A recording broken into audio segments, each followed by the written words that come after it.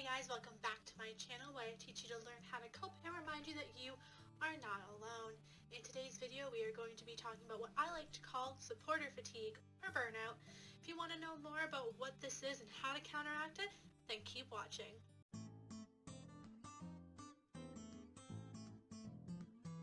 So many people may know of the phenomenon called caregiver fatigue or compassion fatigue, where you provide care for someone and then eventually start to resent them because of all the care you're providing for them. I just want to be clear and let you know that this is not what we're talking about today. It's similar, but it's not the same thing.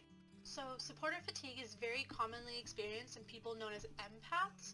And for those of you who don't really know what an empath is, it's defined as a person with the paranormal ability to apprehend the mental or emotional state of another individual. So basically, an empath is someone who can really feel emotions and feelings from other people, be it talking to them, or some of them are so strong that they can feel emotions of people just as they walk into a room. I'm not claiming to be an empath, but I do experience my own and other people's emotions pretty strongly. I care about people very much if I care about them a little bit too much. As many of you know, I provide emotional support for people via social media, which may seem like a seemingly easy task to take on, but it does take a toll on me, and anyone who provides emotional support for another person knows exactly what I'm talking about. This is where the difference between compassion fatigue and what I like to call supportive fatigue comes into play. I never resent anyone I provide care for. I would continue to give them every last ounce of support and sanity that I had left in order to help them. This is where fatigue sets in, the constant giving and never expecting anything in return. And before I continue, I just want to make something clear, is that I don't get anything in return because I don't want anything in return. I provide support and care for people because I love doing it and it is my passion. But the problem is if I'm constantly giving and not getting anything back, I start to burn out. Just think of like a car. You put gas in a car and then it runs, and then when the gas runs out, it can't function anymore. A person isn't much different than that. This is why self-care is so important to everyone, but especially to empaths and people who provide support for other people. So today I'm going to give you my top 5 ways that I try to counteract supporter fatigue. Number 1 is journaling. If I've had a bad day or I can feel my emotions start to bubble up, I just write them down. I have a hard time talking to people about my emotions and feelings, which I know is a little ironic since I do that for other people, but even though I have such an amazing support system, I have my boyfriend, I have my family, my amazing friends on social media, I'm a very private person, and I don't like to talk to people about my emotions because I'm either embarrassed, I don't want to bother them, or I'm worried that they'll start to worry about how my mental wellness is doing, and I don't want to cause them concern because I just had a bad day. So I just grab my notebook, grab a pen, and start writing. Most of the time it doesn't make any sense, but that doesn't really matter. I'm just getting out my emotions, and at the end I feel better, and that's really the whole point of it.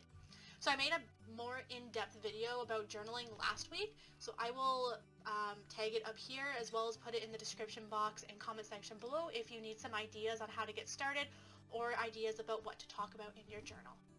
So number 2 is the use of essential oils. So I have bipolar and borderline personality disorders, which basically means I feel every single emotion on overdrive. Where you might feel happiness, I would feel euphoria, and where you guys feel sad, I would feel devastation. I used to manage these illnesses with various different medications, but as stated in my previous videos, I actually haven't been on medication for a little bit over 2 years now. I use essential oils to help manage my emotions. I have some that brings me down when I'm super up, and some that bring me up when I'm feeling sluggish and lethargic.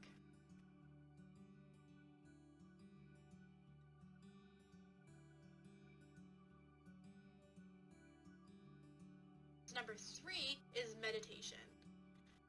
Okay, I know you're going to want to skip over this part and say, meditation is stupid. I don't want to sit on the floor in silence for hours. I promise you there are different forms of meditation. I don't sit on the floor. I don't sit in silence. I lay in my super comfy bed and I listen to guided meditations. I do this in the morning to try to get my body to catch up to my mind, and I do it at night to try to calm my thoughts before I try to fall asleep.